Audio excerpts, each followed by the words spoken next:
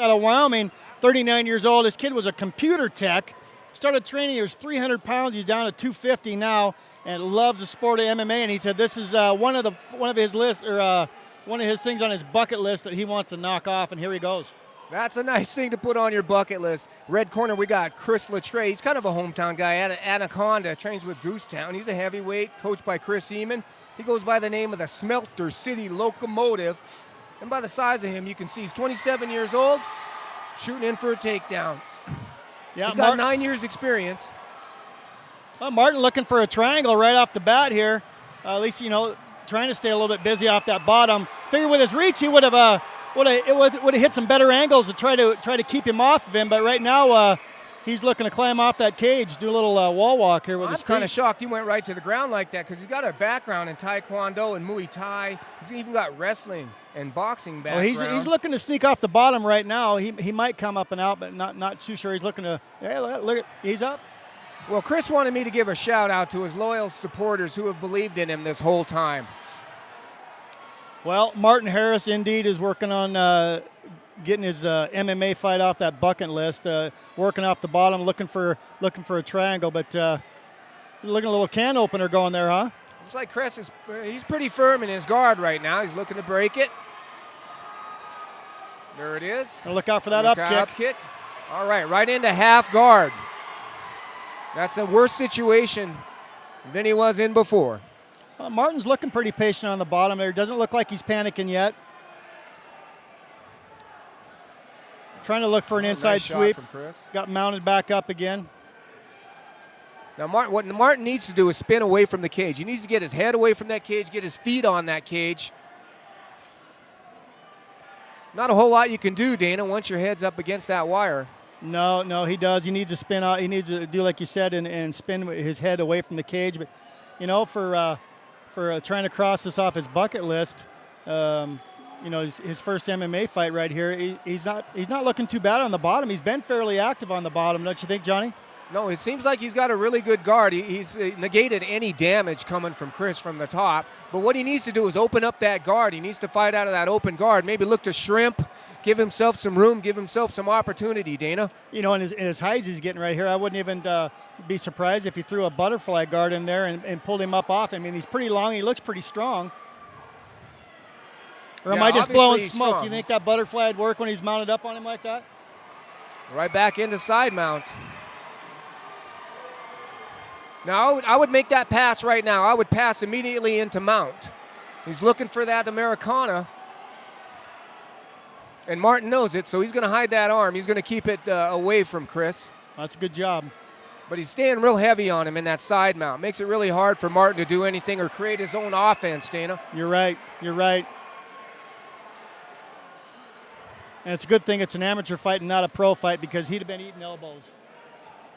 Looks like he almost has that arm in a crucifix. If he will close his knees up on that, he'll be able to do whatever he wants to Martin. Here comes that Americano shot right now. I would have secured that arm in between my legs, Dana. That's the first thing I would have done. Right now, Martin's holding on to his own leg to try to keep him from hooking that up. Which is legal. You can't hang on to your own shorts. You just can't hold your opponents. All right into mount. Ready to do an arm triangle. Pass right over. He's trying for it. He didn't secure it with his head, though. Martin needs a scoot. Now, I think I would have been a little more patient. I'd have stayed in mount for a few more seconds and set up my offense from there. I wouldn't have hopped right over into side mount. There's your 10 seconds. And he's looking to secure that arm for that arm triangle, Dana. About 5 seconds, and we're going to head into round 2. Martin is using a lot of energy to fight that off. Right now, I'd be a happy camper. I survived. I'm heading to that second round, and if I'm Martin, I'm ready for the second round. Amen to that. Yeah. And he did fight it off. He did a good job of fighting off any offense from the top. I mean, he was looking for the Kimura. He was looking for Americana. He was looking for that arm triangle. And I thought Chris was going to get that arm triangle. When he hopped side, I thought he was into the arm triangle. But right now, Martin's got to be happy it's going to the second round, and hopefully he's going to be working on getting some instruction to hit some angles and keep the rest of this fight, the second and third round, fourth round, on his feet. He doesn't want to go to the ground. That's right, Dana, and his defense looked really good. As far as holding off all those submission attempts, he did exactly what he was supposed to do down there. And the first round's got to go to Chris, wouldn't you think? Well, while we have a pause in the action, I'd like to take a second to thank our sponsors, Vital Signs, Copper King Inn, The Mine Shaft, The Butte Depot, home of the After Fight Party, All in One Contracting, Budweiser, your king of beers, Silverbow Truck Auto Center, and of course, Fight Force Promotions. Here we are tonight, Dana, in beautiful Butte, Montana, Butte, America. We got some of the best fight-savvy fans in the state in this town. Yeah, Butte, America, they do love their fights. They love any type of sports. And if there's any type of sporting event in Butte, these people are here to support it. Exactly. It's a town full of born athletes. Here we go. Start of round 2. Martin looks starting out, flicking that jab. Goes for a low-lying leg kick. Now he's mounting his offense here. He's got the reach. He knows he has the reach. All he has to do is flick that jab out there. Chris will have a little trouble with that. And right now, I would use that reach all night long. He already knows what happens on the ground, so he needs to use his reach. He needs to use his jab. Every shot he throws, standing up, he better be hitting angles. Keep that lateral movement. I'm pretty sure his corner told him, keep it standing. Use that jab. Use your reach. Keep it in his face. Now what Chris needs to do is close the gap right about here, get inside, and do what he does best, which is go to the ground. Yeah, close the gap, maybe throw an overhand right into a single leg. He's being really passive right now. He needs to mount his own offense. Martin better not get too confident here. Keep your hands up. Heavyweights, you don't know what's going to happen. You eat a shot, you could go to sleep. Oh, went for that takedown immediately. I think Martin just kind of laid down and gave it to him. Almost a half attempt to pull guard. Right back into half guard, Dana. Or side mount, my bad. Yeah, he's got side mount, and not a good spot for Martin to be in. And Chris is a happy camper right now because he's back on the ground where he wants this. He's trying to crank that Americana. What are you going to be doing if you're Martin right here? Well, if I'm Martin, I'm going to straighten that arm out that he has. I'm going to stick it towards the referee. I'm also going to roll to my left hip and hook Chris's left leg with my right leg. Okay, that's going to stop him from getting any of that leverage on my arm for that Americana. From this angle, there we go. That's a good angle. We can see he doesn't have it. Martin's being patient right here. He's trying to get out of that. Pulls guard. He's got guard right now. Going to throw a couple shots from the bottom. You're right. Martin looks very comfortable off his back right now. Yeah, and he has does. defended every submission attempt. Rubber guard. There we go. Mission control. An old Eddie Bravo move.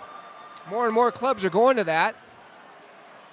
Gives you time to say he's going for that omoplata. Oh, slipped out of it. Right back into side mount again. Now again, I would look to pass immediately. I wouldn't spend any time in side mount. I'd go right to mount. I'd posture up and rain down the shots. You know, Chris is controlling the round here on the ground. See, you're not going to get a lot of leverage here, Dana. No. They're nuisance punches, but they're not going to do any damage. What he needs to do is take that full mount and posture up. Now he went for it. He got caught in half guard. I think he waited a little too long. I'd have shot for that full mount a long time ago. Right back into Martin's guard. There he goes again. Rubber guard. You know, when we interviewed it, he didn't give me any indication that that he was well versed in some of the jits, but the old computer tech, he's getting it done. He might want to jump up back onto his feet. Chris wanted to keep this standing, but it appears to me he's doing much better groundwork than he is standing up. There he goes. Shoot, takedown again. Now, I don't think Martin has much of a takedown defense. I don't know if their club works a whole lot on takedown defense, but in MMA, it's a must. Absolutely. As far as Chris shot from so far out, I really thought Martin could have sprawled out and popped his head down and got out of that to try to keep it to the ground. Yeah, keep it standing up. He definitely telegraphed that shot. Yeah, I thought. And here's sounds like we're at our 10 seconds. We're going to be going to round 3, and it looks like Chris can put 2 rounds in the books. Wow, I'll tell you, for heavyweights, Dana, these guys are active. Yeah, I'm surprised. You got We got probably a good 500 pounds in the cage there right now, and heading to round 3, a little bit tired, but these boys are pushing on. Great sign of sportsmanship by Martin. Reach down to help Chris up off the mat. This is the only sport you're going to see that in. You know, it truly is, and that's the great thing about MMA. You know, you might dislike this guy when you're in the cage, but hopefully after the fight, you guys can sit down, shake hands, and be friends after. Because after all, it is a sport, and it needs to be treated like any other sport. These guys are competitors, and they need to act like competitors. You're right, Dana, and I think they do respect each other in the aspect that they know they're athletes. They know what it takes to go in there and train and prepare your body and mind to get in this cage and have a fight. You can't just undress one day and put a pair of shorts on and decide you're going to try this. These guys spend hours, weeks, months, years in the gym preparing for this moment. Oh, absolutely. So hats off, mutual respect, knowing how hard your opponent trains because you know how hard you train. There's our fellas from Goosetown giving Chris a little instruction, getting him ready to get up and get ready for round 3. Martin's up, ready to go. We'll see how long he can keep this on his feet. All right, here we go. We're going to start round 3. And honestly, Dana, I did not believe it was going to go to a round 3. I saw it ending in the first round. I did too. But that's MMA. Yeah, just when you think you have things figured out, they throw a kink in it. Amen. Here we go, getting ready. Referee's getting ready to give us instruction to start round 3, see if the boys are ready to fight. Here we go. And away we go. Touch them gloves. up. Great sign of sportsmanship once again. Now, Chris doesn't look near as active as he did in round 1 or 2. Looks like he might have a little wind problem. He's floating that chin, too. Oh, nice knee from Martin. Very nice. Now, again, I don't know why Martin's not just sticking that jab out there and keeping him at bay. There's that shot He again. needs to scramble. Just scramble out of that. Kick out. Yeah, I'm afraid Martin really needs to work on that takedown defense. That was one of the slowest, sloppiest takedowns I've ever seen. Yeah. You know, I don't know how Martin's sweeps are, but as tired as Chris is looking, he could go right into the go-go plata from there. He's open for that go-go plata from there. Well, Chris got out.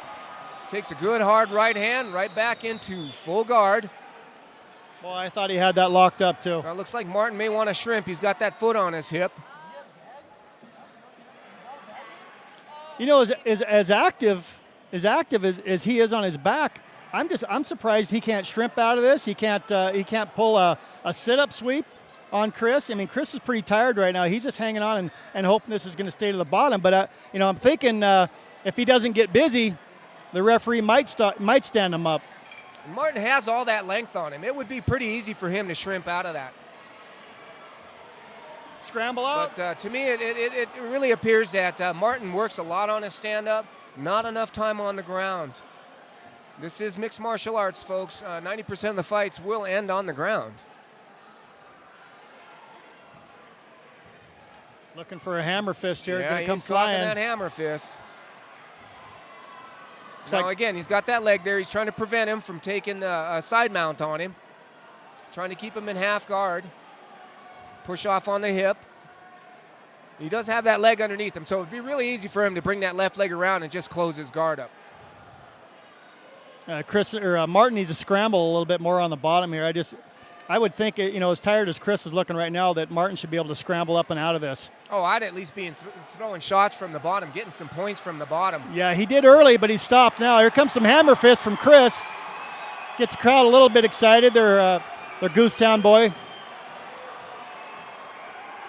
Well, it's obvious he will dominate on the ground. He's got some wrestling background. He's got some jits background.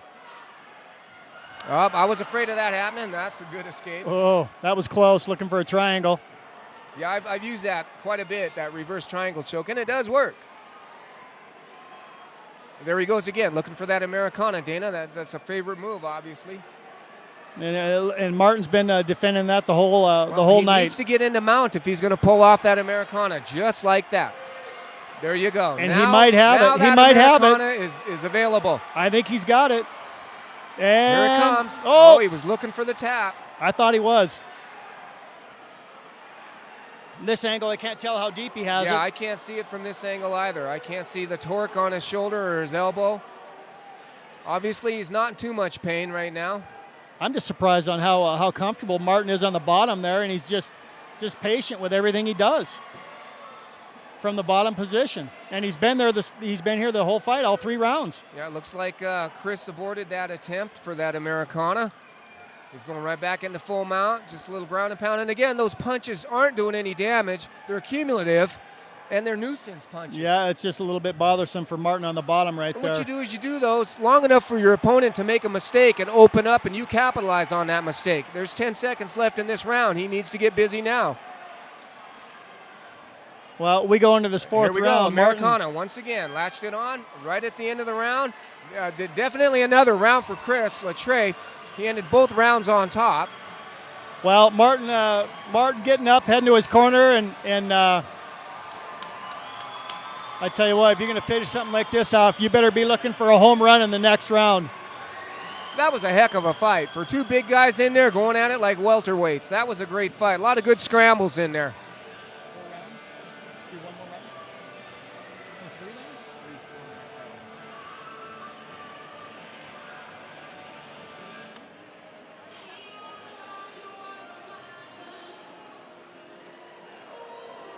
Martin looks a little bit tired.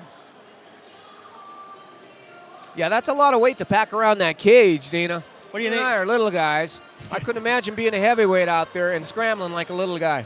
You and I together are gonna be pushing to try to put together enough weight. You and I put together compared to one of these guys. You're exactly right. Hey, I wonder if Martin's gonna put another fight on his bucket list. I think he can scratch it off now. That was a heck of a fight for him, especially for his first MMA bout. All we are doing is sitting here waiting for the judge's decision. It is going to a decision. Here we go.